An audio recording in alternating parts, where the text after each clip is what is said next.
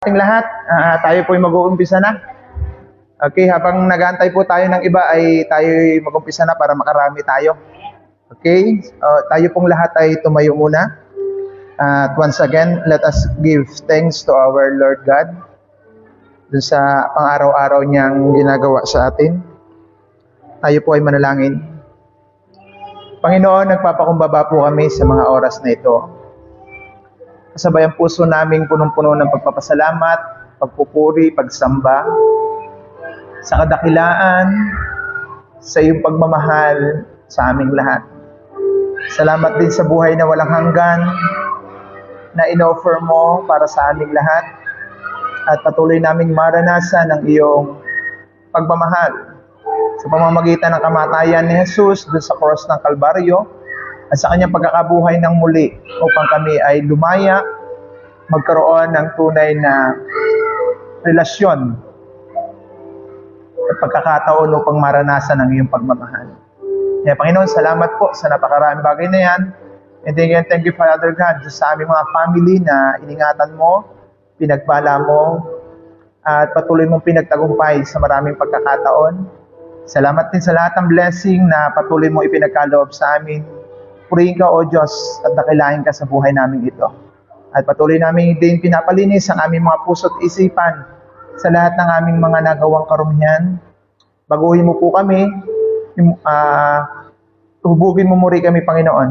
Upang sa ganun, Lord, patuloy namin maranasan yung pagiging malaya namin dahil kami yung mga anak na iyong tinubos buhat sa malayong sistema ng daigdig na ito sa magandang plano mo po sa amin. We ask the Holy Spirit to indwell us, to speak us once again, Father God.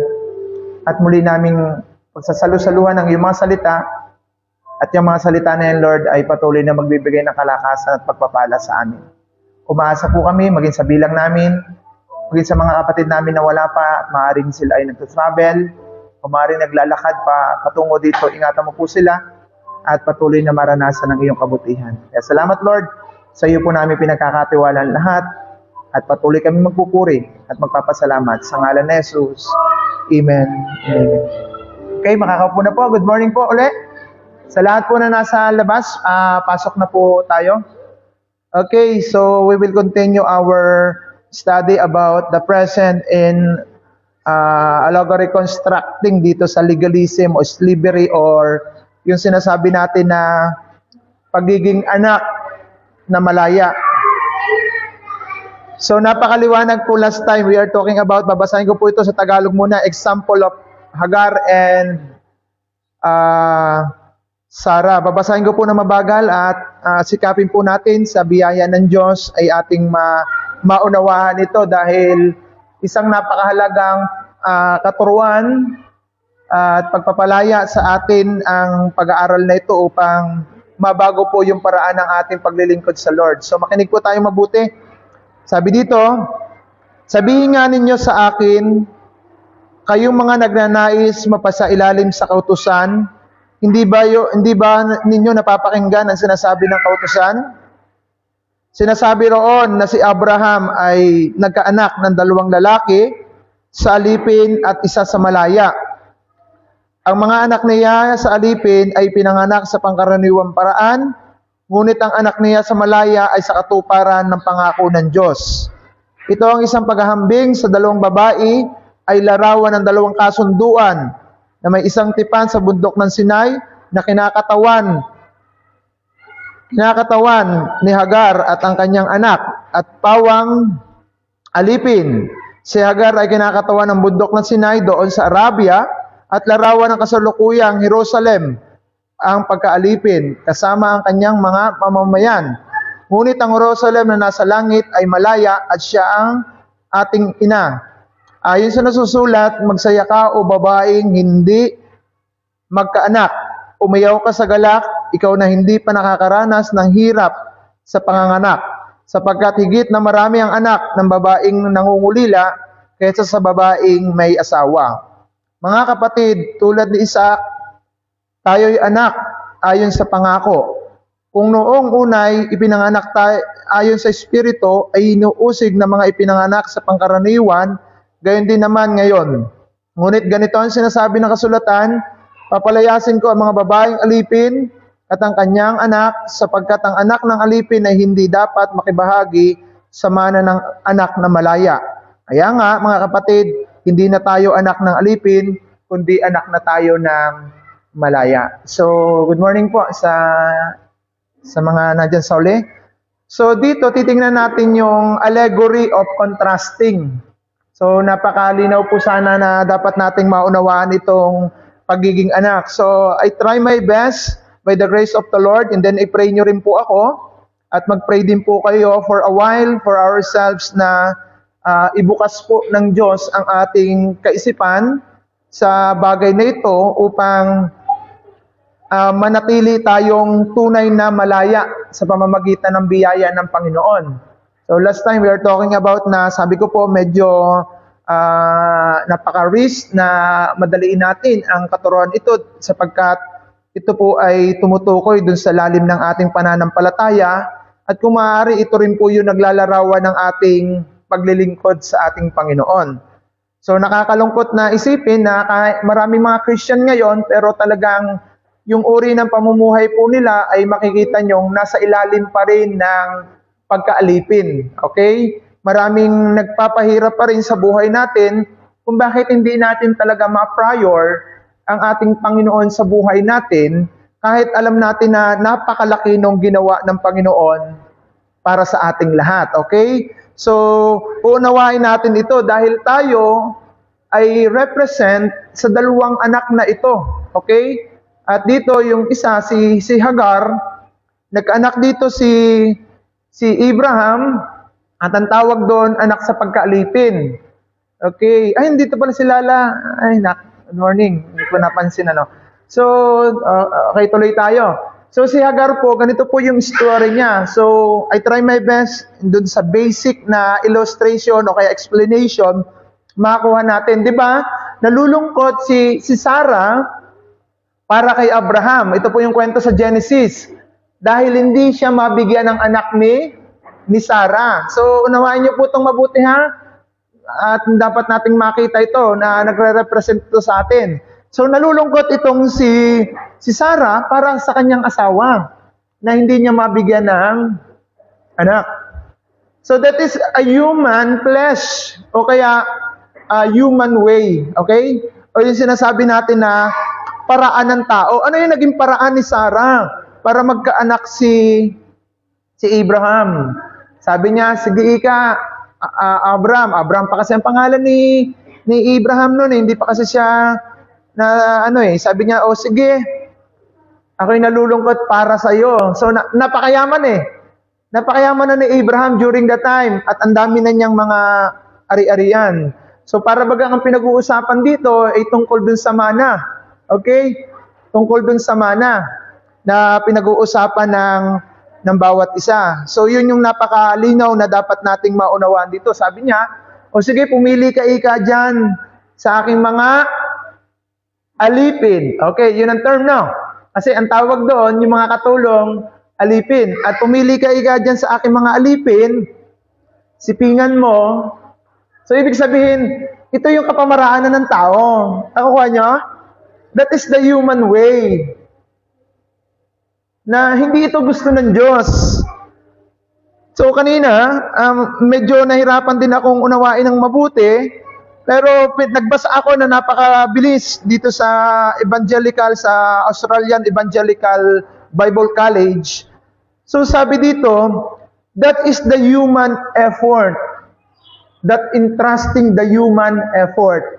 Nangyayari din po yan sa atin. Magkakaiba lang po yung mga situation, pero nangyayari pa rin po yan sa buhay natin. Halimbawa, ikaw galit. Ayaw mong ikaw ang madawit dito. You have your own way, on your own effort. Parang ikaw magsabi nito. Medyo takot ka, no? Ikaw magsabi nito sa kanya.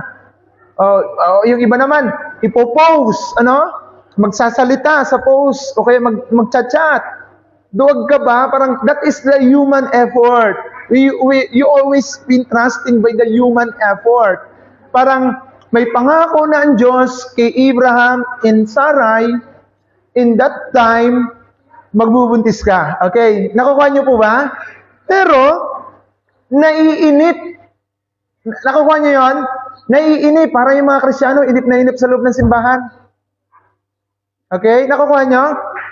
So sabi ko dito, nakita ko, the trust in the human efforts, that is the Ismael law. Okay? So, lead to bondage. Kaya tayo ay natatali doon. Kaya minsan, ganito po sa buhay natin, mamaya ko ibabalik doon kay kung minsan tayo, alam natin yung ginawa natin ay talagang mali, tinitindigan na natin. That because our pride, our ego, our human effort. Yun yung nagiging dito. So, dadandaanin natin ng konti So, yun, sabi nga niya, sipingan mo ang isa sa aking alipin at baka doon ibigay parang gano'n ang term baka doon tuparin ng Diyos yung pangako ko o yung pangako niya sa atin. Kaya kung minsan, ito naman sa ating legalism, siguro kahit hindi tayo sumimba, ganito na yon. That is a human effort. Sa kalaliman po nito mga kapatid, hindi natin namamalayan na tayo pala'y naandun pa rin sa alipin na iyon. Okay? So balik ko. Nung sipingan ni Abraham, itong si Agar, nagkaanak siya. At ang tawag dun sa anak niya, anak sa pagkaalipin. Ano naman po ang larawan nito? Ang larawan nito, tayo po ay isinilang din saan? In the human nature. With a simple nature. So, maglalagay lang ako ng konting background dito. Kapag tayo hindi namumuhay sa ilalim ng biyaya ng Diyos, ipinapakilala ni Jesus na tayo ay anak ng makamundo. Okay, anak ng alipin ng kasalanan. Okay, pag sinabing anak ka dito sa mundong ito, alipin tayo ng kasalanan. And one thing to show you, through the verses of the Bible, dito sa John 8, na sinasabi dito sa John 8:39, sumagot sila, si Jesus ang aming Ama. At sinabi dito, sumagot sila, si Abraham ang aming Ama. Ngunit sumagot si Jesus, kung tunay kayong anak ni Abraham, tinuturaran sana ninyo ang kanyang mga gawa. Okay. Pag binalikan natin yung 31, before that, ang pinag-uusapan dito, yung pagsunod ng mga priests according to the law. Okay? Nakukuha nyo? Tayo, nung hindi pa tayo sumasampalataya kay Jesus na ating Panginoon, we are under, living in the standard of this world. Tama yon? Kasi naging anak lang tayo ng Diyos nung tayo ay na-born again through the Spirit. Amen? Nakukuha niyo po Sana, I hopefully and pray, uulitin ko pa rin to next Sunday. Dahil maraming wala Oo, kaya sinisikap ko sanang maaga. So sabi niya dito, sinasabi ko sa inyo ang katotohanan nang marinig ko mula sa Diyos, ngunit nagsisikap ninyo akong patayin, ngunit hindi naman ito yung ginagawa noon ni Abraham. So, yun yung sinasabi dito. So, dito, ipinapakilala dito, ang ama ng mga taong nasa ilalim ng prinsipyo ng daigdig na ito ay ang dyablo. Okay, nakukuha nyo? Kaya nga, doon sa Ezekiel, nung itinapon ng Diyos, ang grupo ni Satan, inilabas sila from the fellowship of the Lord. Tama? So, nasa labas na sila ng lordship ng Panginoon. Nakukuha nyo? Nasa labas na sila. So, labas sila. Yung tao, nung tayo nagkasala, labas din tayo in the presence of our Lord. Malaya tayong gagawin yung mga gusto natin. Nakukuha nyo? Okay, basic na lang po ito. Malaya tayong gawin yung gusto natin. Kasi, hindi tayo saklaw Labas tayo doon sa pinangangalagaan sana ng Panginoon. So dito, makikita natin dito mga kapatid, na yung anak tayo sa labas, ngayon tayo naging anak ng Panginoon, ibig sabihin nito, we are converting as a true son of our God through our faith in Jesus Christ. Para bagang noon tayo, madali tayong hindi sumimba, madali tayong gumawa ng kasalanan, madali tayong hindi magpahalaga sa kabutihan ng Panginoon. Madali lagi sa atin yan. Kasi nga, labas pa tayo eh. Okay? Labas pa tayo eh. Kaya dito matcha-challenge tayo dito mga kapatid, bago matapos itong Galatians, pagdating kasi ng chapter 5, we need to live as a free from the bondage of evil. Kasi hindi lang naman law ang naalipin sa atin eh. Yung human principle and then human effort nating lahat.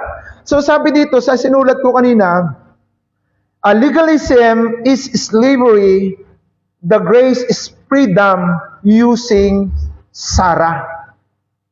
Yung legalism, yung sinasabi ni Agar dito, sabi ng anak rin naman ni Abraham, itong si Ismael. Ngayon, kinausap ng Lord si Abraham tungkol sa kanyang anak. Sabi niya, ang pangako ng Lord kay Abraham, huwag mag-alala dun sa anak mong yan. Meron din akong covenant dyan. Kaya nga last time, binanggit dito, no? Saan ba yun sa verse natin? Balikan ko lang yung ating verse. Sabi niya dito, sa verse 25, Hagar, who stand the mountain of Sinai in Arab, this is the pictures of the present Jerusalem in slavery at the all people. So, ibig sabihin, kinikilala ng Lord na anak ito ni Abraham. Pero it doesn't mean na kung hindi manampalataya si Ismael dito sa Diyos ni Abraham, ano ibig sabihin nun? Meron silang sariling Diyos. May sarili silang prinsipyo. O, tayo ko po ng konti ha. So, sino itong sila Ismael? Ito po yung mga Islamic. Okay? Na meron po silang ibang Diyos. That is Allah. Okay? Pero hindi natin sila pwedeng i-condemn for that matters. Kaya sila, nag-underlaw sila. At hindi lang mga Islami. Maybe the Christian today, we will continue live as slave. Binago na tayo ng Panginoon. Diba? Kaya nga minsan, kayo, alipin pa rin tayo sa pagiging late eh. Hindi nyo alam. Pag tayo late, alipin pa rin po tayo ng late. Your slavery of this manage of time. Diba? Bago kumahog tayo, magkilos. Bago pagdating natin doon sa pupuntahan natin, ang dami nating nalimutan. Kasi hindi natin pinapractice na yung pagiging malaya, hindi lang ito malaya doon sa kaparusahan ng Lord. Maybe our lifestyle. Okay? So sabi dito, ito yung problema natin. Kung si Agar is the legalisms of slavery, ito naman si Sarah ay grace and freedom na ipinakita ng Panginoon. At ang larawan ng mga alipin ng kautusan o kaya nakapamaraanan ng daigdig, trust in the human effort, that's we call the Ismael law, lead to the bondage of slavery. Ngayon, pag grace naman, si Isaac po ang tinutukoy dito. Si grace, Isaac is wild of faith in God's promises. Ito, napaliwanag ko ng konti tungkol kay Agar. Gusto ni Sarah magkaanak si Abraham, kaya pinayagan niya na sumiping dito sa kanyang alipin at nagkaanak. Pero may promise ang God. That is the human effort. Okay? Yun ang gusto ng tao. Pero dito makikita natin si Sarah, ilang taon po si Sarah? 90. Very possible na magkaroon ng anak. Nakukuha nyo? Makita nyo yung kapangyarihan ng Diyos doon? Imposible talagang magkaanak si Sarah in the age of 90. Amen? Kuhanin nyo ito mabuti. Imposible na magkaanak si Sarah in the age of 90. Kung 50 sana, medyo-medyo, no? Pero, ito yung sinasabi dito na kalaliman. May pangako ang Diyos sa kanya. Okay? Nakuha nyo? Kaya, pag magpapalalim tayo about Christology, si Isaac ay larawan din ng ating Panginoong Hesus. Figures na merong darating na ipinangako ng Diyos. Okay? Si Abraham, pinangakuan ng Diyos na magkakaroon ka ng anak. Kaya nga, babalikan ko yung verse ha. Anak, pakiplus nga yung verse 27. Doon sa pinakadulong part. Sabi niya dito, humayaw ka sa galak, hindi ikaw pa nakakaranas ng hirap sa panganganak, sapagkat higit na marami ang magiging anak ng babaeng nangungulila kaysa sa babaeng merong asawa. Anak yung next part, yung dulo niya. Yan. Oh, yan. Now you has more children than the woman who lives with her husband. So, isipin niyo itong mabuti. Si Isaac kasi, makikita natin itong si Isaac na ito, larawan ni Kristo to. Kasi 90 talaga, napaka-imposible na. But, the promise of the Lord ay hindi imposible. Nakukuha niyo? Nakukuha niyo? Kunin niyo itong mabuti. Para tayo maging malaya. So, si Isaac, while the faith is a God's promises that bring the freedom. And in the same time, the true believers are children of promise. Yung tunay na anak daw ng Diyos ay nananangan dun sa pangako ng Panginoon. Ito na yun. Ito na yun tayo. Do you believe Jesus Christ died and rose again in the 3rd days to save us? Ito yung dapat natin makita. Kaya yung iba, sobra-sobra ang kumahog sa pagsunod sa kautusan, sa pagsunod sa tradition, sa pagsunod sa mga human effort, kahit na dumugin o sagasaan yung para sa Panginoon. Nakukuha nyo? Ito po ha, correct me if I wrong. Ang tinutukoy dito ni Jesus sa atin, ang tinutukoy ni Pablo sa mga taga-Galatian, kayo ba talaga ay lahi ni Abraham? Kayo ba talaga ay malaya na doon sa dating yung pagkatao? Kasi kung babalikan ko yung John 8, pag binasa natin ang whole chapter na yon, talagang dinideclare ni Jesus na yung taong hindi nananampalataya sa kanya ay ang tatay nila ay diablo, anak sa labas. Nakuha niyo? Kaya lang tayo naging anak ng Panginoon that because Jesus Christ. Yung pagdipa ni Jesus dun sa cross, ito yung naging daan para makabalik tayo sa fellowship sa ating Panginoon. Anak, paki-flash nga yung John 1:12-13. Sa 12 muna tayo. So, dadandahanin po natin to dahil this is a crucial part kasi pagdating dun sa 5 and 6 chapter na yon, medyo not John, chapter 1. Verses 12 and 13. Okay. So kasi dito makikita natin, the true believers are children of promise. Yung mga mananampalataya ay anak ng pinangakuan ng Diyos. Okay? Okay, yan. But all who believe in Him and accepted Him, He gave the right to become a children of God. Tayo, anak tayo dun sa human nature natin. Anak tayo ng nanay natin, tama po ba? Bunga ng pagsisiping, okay, ng labing-labing, dumami ang anak, lumaki ang populasyon, yung kagustuhan yon. Pero itong si Abraham, ipinangako po ito ng Panginoon.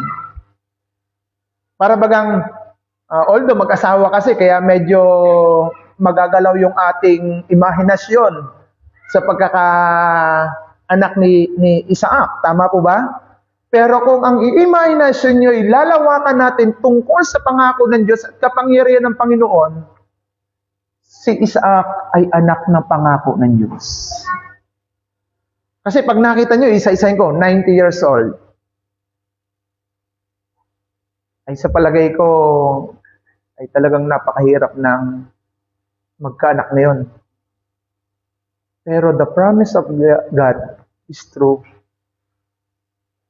In the perfect time, yung fulfillment nun. Kaya sabi dito, sinasabi diyan na mas mapalad at maging marami ang iyong anak. Anak verse 13. Diyan din. Ngayon, sabi niya dito, they are reborn not with the physical birth in resulting from the human passion or plan. Alam niyo po ito, cross-reference din yung larawan ni Isaac. Ay kasi, kung nanangan sa pangako kaagad si Sarah, hindi niya nahahayaan, hindi siya mag-e-effort na, Abraham, sipingan mo na isa sa alipin ko, magkaanak ka man lang. Tama?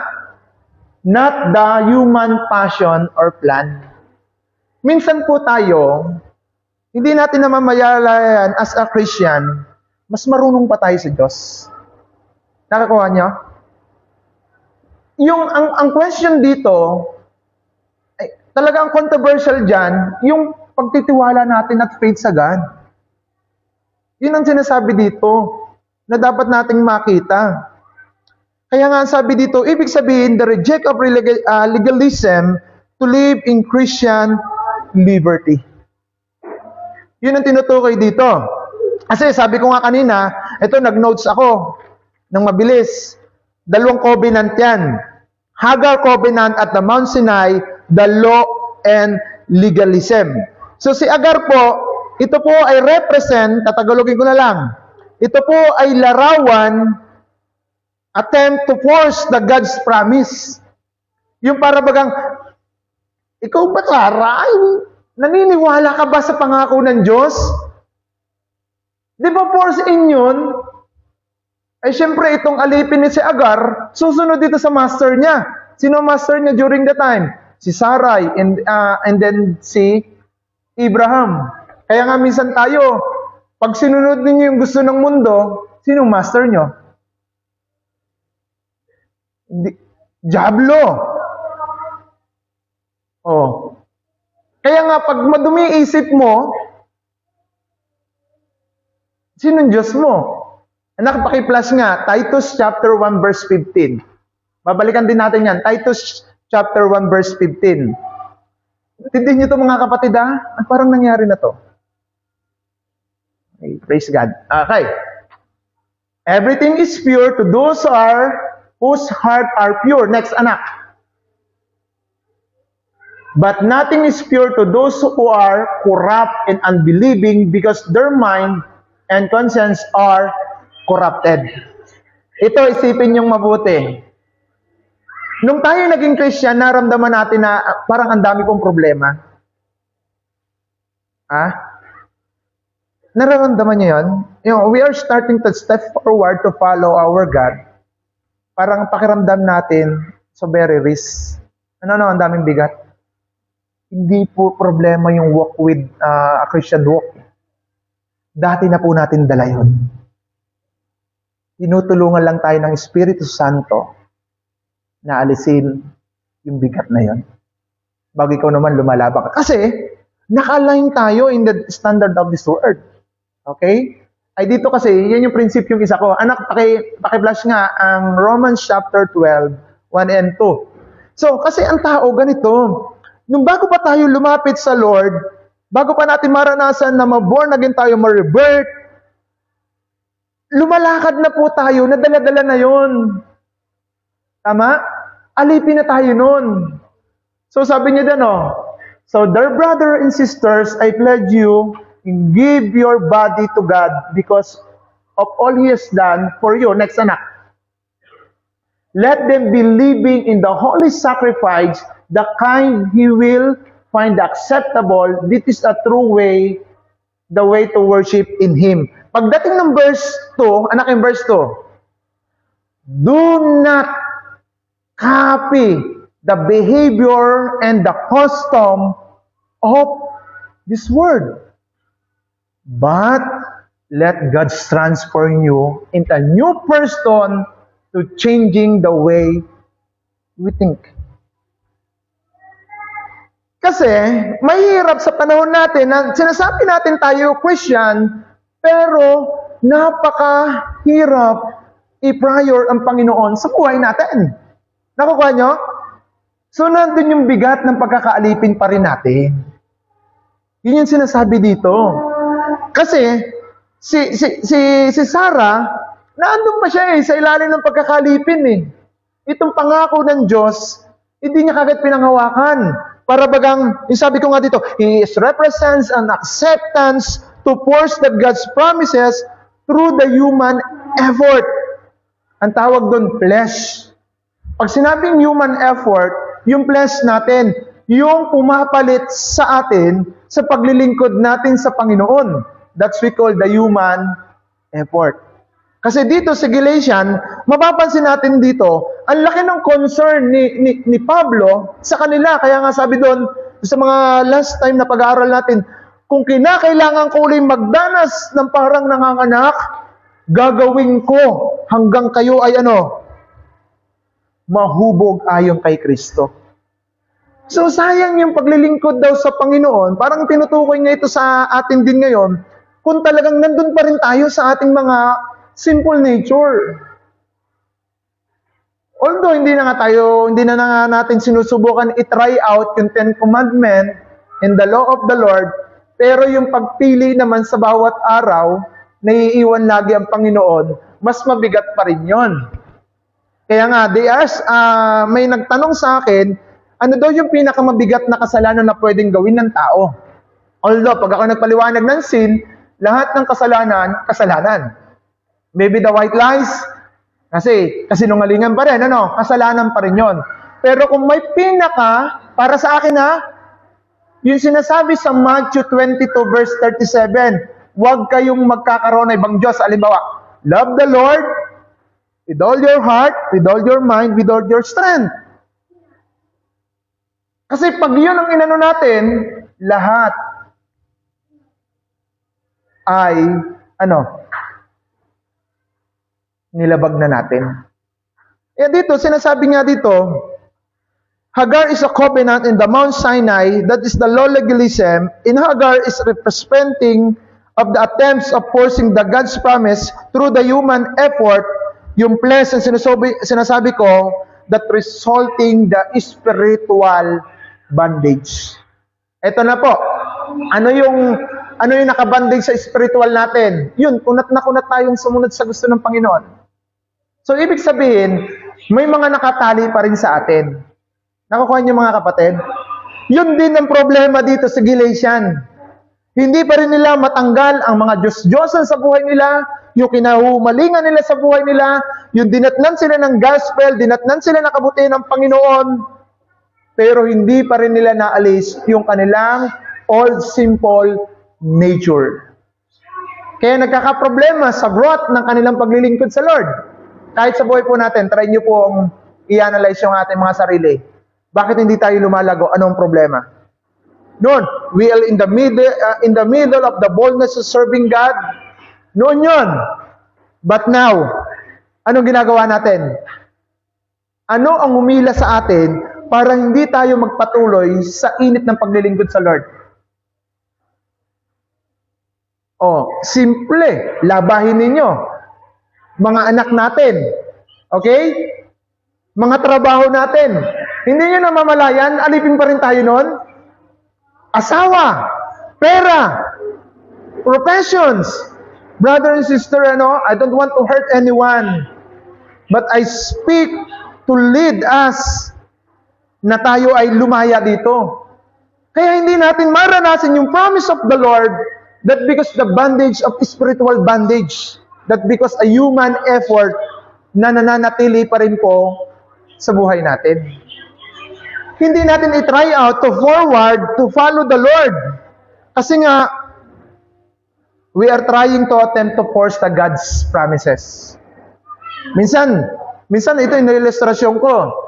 May biglang dalating sa inyo na offer. Tama? May mga offer na dumadating sa atin. Linggo pa. Pipiliin mo yung offer na yon that you are considered that is a blessing of the Lord, pero hindi mo alam, pakana pala ng diablo to forcing the God's promises. Tama? Kaya lahat ng minamadali sa buhay ay hindi nagtatagumpay. Napapansin nyo? Yung asawa nyo, madali yung pagbabago, mag-aaway kayo. Subukan ninyong itiwala sa Lord. Keep on praying, keep on practicing. Alam nyo, isang araw yung larawan ninyo ang magsasalita sa kanila para magtiwala sila sa Panginoon. Huwag tayong umasa lagi sa human force. Yung sinasabi natin, okay lang to. That is wrong. May kapangyarihan na tayo higit sa kapangyarihan meron sa daigdig na ito. Yun ang sinasabi niya dito. Kaya dito makikita natin kung tayo'y alipin pa rin ng ating kalamanan, ng ating mga kagustuhan, so hindi talaga natin mararanasan na umabante para mas maranasan natin yung pangako ng Diyos. Kaya nung napansin niyo, balikan natin si Sarai, no? Nung nagkaanak na si Abraham dito, siyempre, mas panganay si Ismael, no? Siyempre, as a tatay, iintindihin din ni Abraham yon. Tama? Iintindihin ni Abraham yon. Tama? Ano? Nagsiselos na ngayon.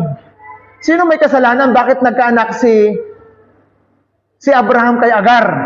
Sino may kasalanan? That because the human force. Okay, nakakuha nyo na. Salamat naman. That because the human effort. Kaya kung minsan sa buhay natin, tingnan nyo rin lang, bakit nagkakaganito, bakit nagkakagayan, sino may problema talaga. Maging sa mag-asawa, maging sa mga anak natin, sino talaga ang may problema? Kung minsan, pag nandun na yung problema, kung kani-kanino may sinisisi. Tandaan natin to Ito, very relevant to. Bawat tao may individuality. At naniniwala tayo everyday, life is a series of choice. Yung pagpili mo, yun ang magiging bunga nun. Hindi mo pwedeng, gawa mo kasi kaya ganito! Gawa mo yan! Kung ang puso mo malinis, katulad ng sinasabi sa Titus chapter 1 verse 15, kung pure ang inyong, kung malinis ang iyong isipan, kahit na madumi ang nakikita mo, you're still pure. Nakukuha nyo? Pero dahil wala kang pananampalataya, tingin mo pure ka, pero ang totoo dumi ang meron ka. Bago ibibintang mo kung kani-kanino, ibibintang mo sa ganito, ibibintang mo sa gobyerno. Diba? Ibibintang mo sa panahon, pero you'll never been respect the God's law and also the natural law. Yun ang problema natin So ina-address ko lang ito para makita natin dahil tayo fully human effort. Hindi tayo talaga nag-e-effort for the glory of our Lord. Kasi ang hilig nating madaliin ang Panginoon. Isa pa. Si Jacob, kilala nyo? Si Job. Kilala nyo si Job? Kapatid ni nanay. Ano nangyari kay Job? Familiar tayo doon? Short na natin. Doon sa bandang dulo, kasi sobra kalahati na yan, sa bandang dulo, ang iniwan ng Diyos kay Job, yung kanyang asawang babae. Siyempre, babae ang asawa, no? Anong sinabi ng asawa ni Job? Ano ba? Iwan mo na ang Diyos, sumpay mo na, nang ikaw ay mamatay na. Ang tawag doon, that is the human force. The human effort. May plano ang Diyos kay Abraham, kay Job. Yung plano niya, hanggang ngayon plano niya, to represent God is faithful. We need to trust His promises. Kaya lagi tayo may perfect time Tama po ba? Lagi tayong may yung tamang oras. Yan. Tamo ako, hindi na naman tumama sa oras. So, brother and sister, so titingnan natin ang ating mga sarili kung tayo alipin pa rin ang ganang sistema ng buhay. Okay? Titingnan ninyo pong mabuti. Kasi magiging question dito sa Galatian, bandang huli, bakit ba talaga, ito, bibigyan ko kayo ng question, bagamat hindi pa ito, the best solution. Doon sa verse 30, anak, ng ating sa verse 30, yan. But what you do the scripture say about that? Sa Tagalog na lang, para mas maganda. Sabi niya, ngunit ganito ang sinasabi ng kasulatan, palalayain ko ang mga babaeng alipin at ang kanyang, palayasin mo ang babaeng alipin at ang kanyang anak, sapagkat ang anak ng alipin ay hindi makikibahagi sa mana ng anak ng malaya. Ito, laliman natin ng konti ito before we end. At kung may tanong po kayo, pwede naman po. At bago ko, pinalayas ni Abraham, kahit masakit palayasin mo yung iyong alipin mo, asawa mong alipin, pati yung anak mo, palayasin mo yan. Hindi yan magmamana magiging kahati. Ang term naman doon, hindi pabayaan Diyos doon, hindi siya magiging kahati, pero may papamana. Kaya nga sa Ismael, meron ding 12 tribes, yung 12 prince doon sa part ng Arabia. 12 mga prinsipe din ang kanyang mga naging anak. Katulad na naging anak din sa lahi ni Isaac sa 12 tribes. So nandun pa rin ang pangako ng Diyos, pero hindi niya hinati ito. Ang tinutukoy dito, kung si Ismael ay tinuruan ng kanyang ina na manampalataya sa Diyos ni Abraham, yung promise ng Panginoon available pa rin. Parang tayo ito. Parang tayo. Hindi naman tayo Hudyo Tama? Hindi tayo sakop ng pangako ng Diyos, pero sakop tayo ng biyaya ng Panginoon. Kuha nyo? Yung mga tiga-Israel ngayon, na mga Christian, grabe ang paglilingkod sa Lord. Nasa kanila ang pangako ng Panginoon. Nasa kanila ang simpatsya ng pag-ibig ng Diyos. Tayo, saved by the grace, na piyasan lamang sa atin, na agi lang. Pero hindi pa rin natin pinapahalagaan yung agi na yun. Na dapat sana tayo ang masiyayakap ngayon sa paglilingkod sa Lord. Why? Kasi hindi naman tayo kasama sa pangako. Hindi naman tayo Jew. Tayo Gentile. Tayo yung nandoon sa pagkakataon na hindi tayo sana kinikilala ng Diyos, pero dahil ang biyaya niya ay sapat para sa ating lahat, ipinagkaloob niya. Kaya mga kapatid, ito yung sinasabi niya. Kaya papalayasin niya. Aalisin natin yung ating lumang pagkatao to live a new person. Balikan natin, anak. 2 Corinthians chapter 5 verse 17. Tandaan niyo ito mabuti, that is our application for this morning. Diyan muna tayo. Sa susunod ko na ibabanat yung mas malalim pa dito. Meron pa tayong 4. Okay, yan. This means, paraan po yung word na minsan, hindi ibig sabihin, that anyone who belong in Christ, to Christ, has become a new person. The old life is, The old life is gone. Wala na. Hindi mo natatay itong mundong ito. Ang tatay mo na ay ang ating Panginoon. Okay, nakukuha nyo? Wala na yung dati. Yung tamad kang sumimba, tamad kang mag-prayer meeting, tamad kang gawin ang responsibility mo. Hindi na yan. Yun ang tinutukoy dyan ni Paul. Kasi ang sabi niya dyan, a new life has begun. Ano ibig sabihin nito? Wala na talaga yung dati mo. At utay-utay na yung nababago. Ang tanong ko po ngayon, mga kapatid, bakit patuloy pa rin tayong late? Bakit yung iba na absent pa rin? Bakit yung iba hindi pa rin natin ng prayer meeting? Pero honestly, medyo marami kami ng prayer meeting. Praise God. Okay? Sana umabot man lamang tayo ng mga 50 sa prayer meeting. And then, ang plano natin sa prayer meeting, magkakaroon na rin tayo ng short ng praise and worship para matawag natin ding isang regular na pagsamba, ang prayer meeting. Okay? So ganun mga kapatid, try to analyze ourselves. Try to make sure that you are not na tayo ay anak sa labas. Kinakailangan natin unawain mabuti na tayo ay anak sa malaya. Okay? Hindi malayang hindi sumimba. Hindi malayang hindi matindang prayer meeting. Malayang maranasan ang pangako ng Panginoon. So may tanong po kayo? Next week na lang po at over na po ako. Tayo po lahat ay tumayo. Tayo po lahat ay tumayo. Tayo ay manalangin. So mga kapatid, tandaan niyo po ha. My point for this morning, si Agar at saka si Sarah ay isang larawan ng dalawang covenant ng Panginoon. Okay, ang number one covenant, noon tayo ay anak sa labas.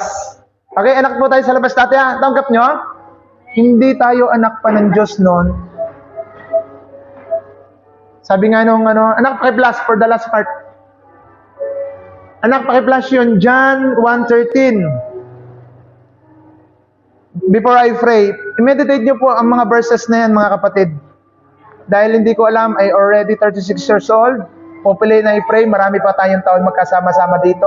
Maging malakas pa ako, And then, thank you very much po for your prayers, your gifts. Okay, medyo napangiti ako ng konti.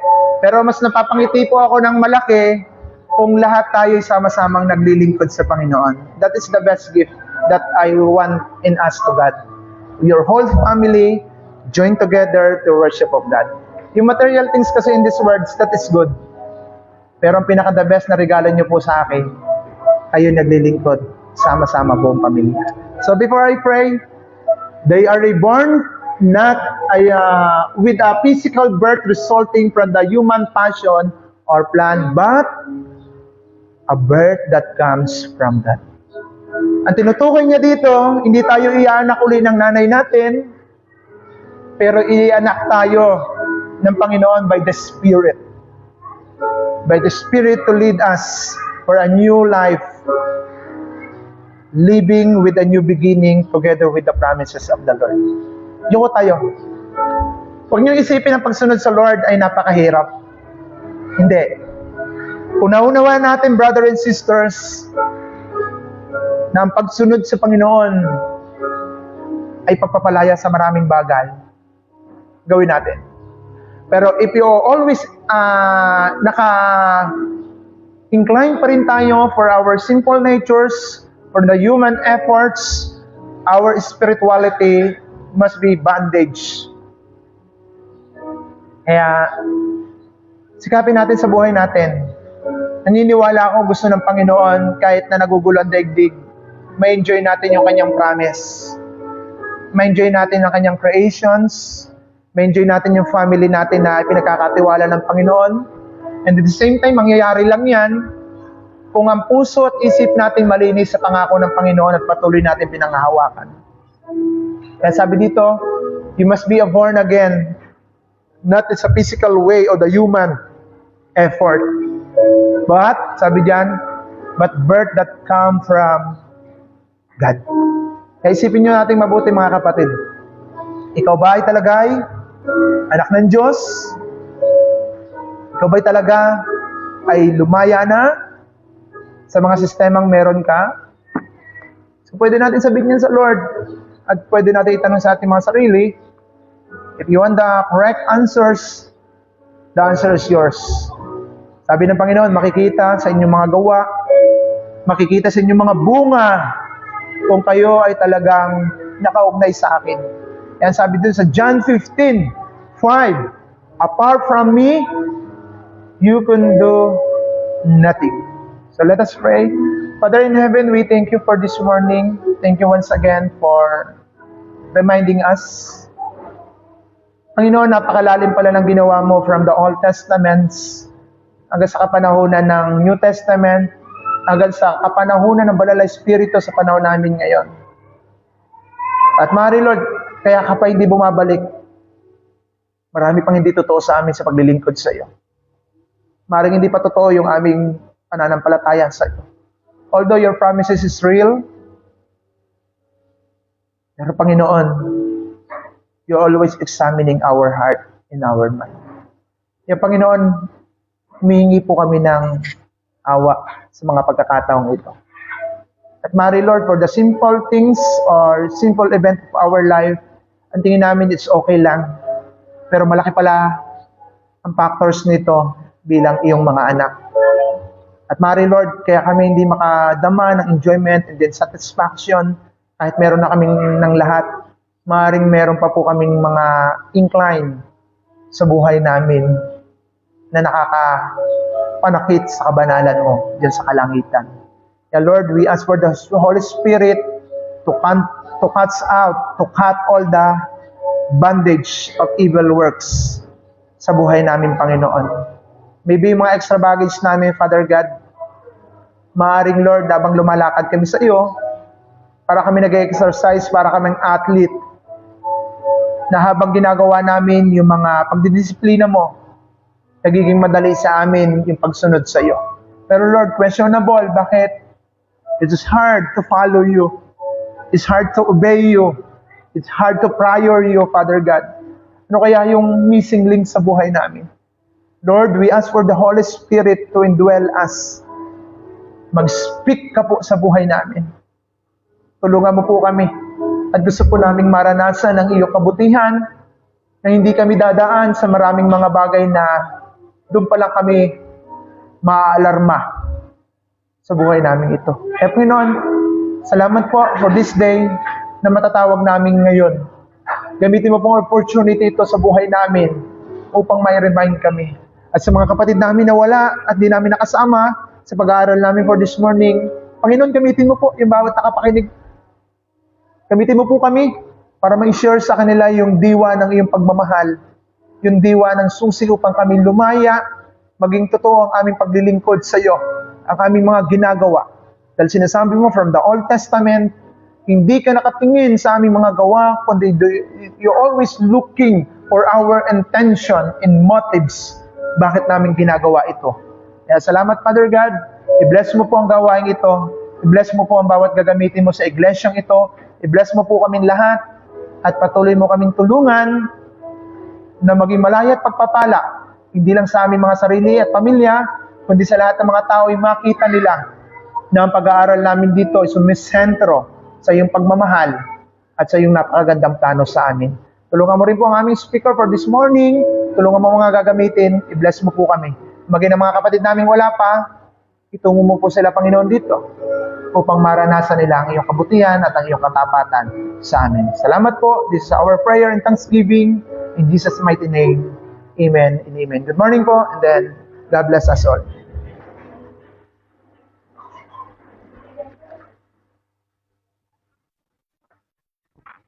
Complete ka naman.